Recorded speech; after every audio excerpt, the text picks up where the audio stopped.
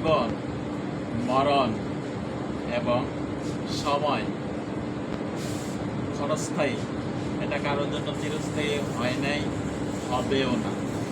সময় কারোর জন্য থেমে থাকে না।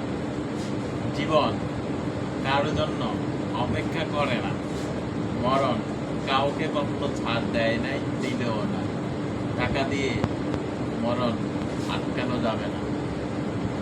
জীবন থাকতে কেউ দাম দেয় না, সময় থাকতে কেউ চিনে না। মরণ আসলে কেউ আর ছাড়ে না। অহংকার কেউ আর রাখবেন না। আপনি হন টাকাওয়ালা, ধনাঢ্য ব্যক্তি, কিন্তু আপনি মরণ ঠেকাতে পারবেন না।